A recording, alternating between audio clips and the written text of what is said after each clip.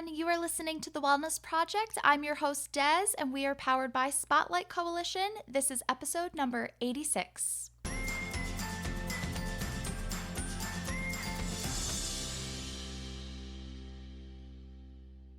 Hello, I hope you are having a great day. I do not have a guest for you today. Instead, I wanted to talk about something that comes up in my life all the time.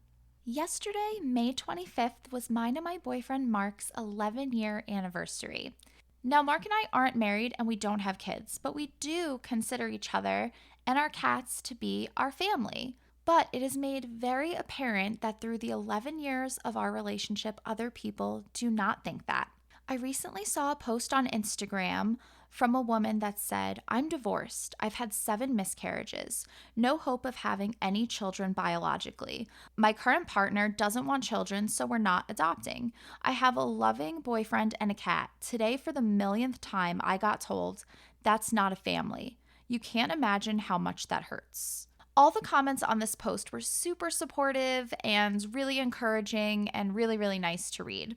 This post resonated a lot with me. Because we aren't married, our relationship is often not taken seriously or it's diminished by the people in our lives, whether it's extended family or friends or even strangers a lot of the time.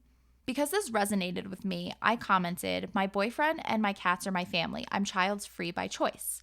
Well, this random stranger on the internet made it his life's mission to convince me that that is not true and that we are not family. He left all these nasty, mean comments, and I quote, "You have a pet and a guy you hang out with. It might hurt to hear, but that's not a family." Now, a lot of people did come to my defense in the comments, which I thought was very nice, but I wasn't offended by this man on the internet because no one, especially a stranger, gets to define what family means to you. People called him a troll. They told him that he was being very rude, and he said that he was just correcting me because I'm delusional. And though it might hurt, he needs to let me know the truth. Now, I can tell you endless stories about people in my life or strangers diminishing my relationship simply because Mark and I are not married. It doesn't matter what we've been through together, that we own a house together, anything that we do together and have built a life together, it doesn't matter to other people because we don't have rings and a piece of paper. When we went on vacation a year ago to celebrate our 10-year anniversary, we went to Aruba, we went to a cooking class, and it was just the two of us, and the cooking instructor, the chef, was so hung up on the fact that we weren't married. She talked about it throughout the cooking class, and we weren't bothered by it. We're used to it by now, obviously, after 11 years, we're used to it, and those things don't really get to us. But it was just kind of disruptive to our experience of the cooking class because the whole time she was just talking about how we had to go get married, we had to elope, blah, blah, blah, blah, blah. So though it didn't bother me or hurt my feelings, it was just kind of annoying. I was trying to enjoy a cooking class on our vacation. If you follow my traveling Instagram accounts, The World According to Des, I'll link it in the show notes, you know that Mark and I love to travel. We're trying to see all 50 states, and we try to get out of the country at least once a year. We do tend to travel to cheap places like Asia or Central America. Our trips are very cheap. That's how we're able to afford it. Sadly, we don't make a lot of money, but I love to travel, so we do it in a very affordable way. Just a few months ago, an old friend of mine that I haven't seen in years brought up in a text conversation that Mark and I need to stop traveling so much so that we could save up money for a wedding and, quote, finally get married. These are just a few examples that stuck out to me recently, but I cannot tell you the amount of comments or judgments about our relationship that we've received throughout our relationship just because of the way we choose to live our lives. Now, the point of this episode is not to seek validation for my relationship because I don't need that. I don't need the external validation. Mark and I are very happy with our relationship. We have a great time. We have a lot of fun together. And we have so many things that we're looking forward to. And we're really excited about the things that we do together.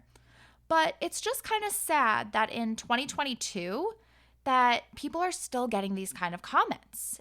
And it's not just me. A ton of people on that post, on that Instagram post that I commented on, all had the same story. Families come in all different shapes and sizes. Families look very differently nowadays than they did even a few years ago, a decade ago. No one gets to define what your family looks like. No one gets to define what your family should look like. We need to normalize families coming in all different shapes and sizes, all different forms. Being a social worker, I work with a lot of kids in foster care or a lot of kids that live with a family member or a guardian or a neighbor.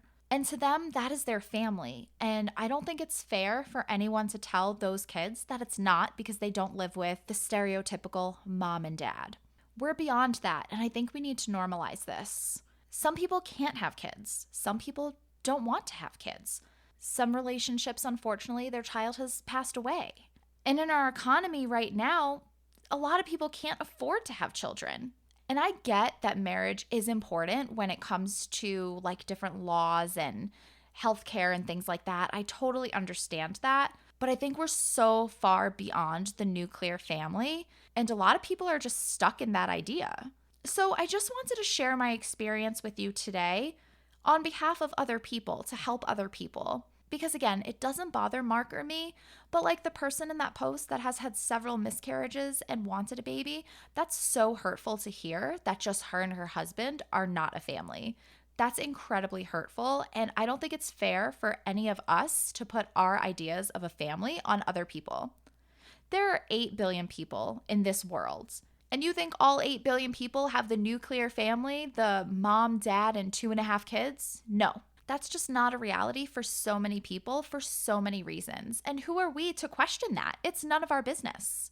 So even though a lot of people may say it as good fun or in a good-hearted way, we have no idea what people are going through behind closed doors.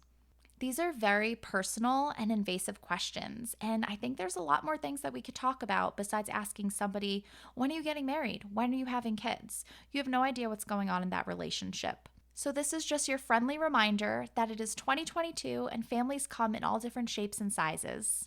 And that's totally okay. And if this has ever happened to you, that somebody has criticized your family or diminished it or made rude comments, I know that that could be incredibly hurtful. So let's work together to normalize all different kinds of families. Thanks so much for listening. I hope you have an amazing week. And if you haven't joined already, make sure you join my Facebook group, facebook.com/groups/according to Des, because I will be in there every day. I will talk to you next week with another guest. Talk to you then.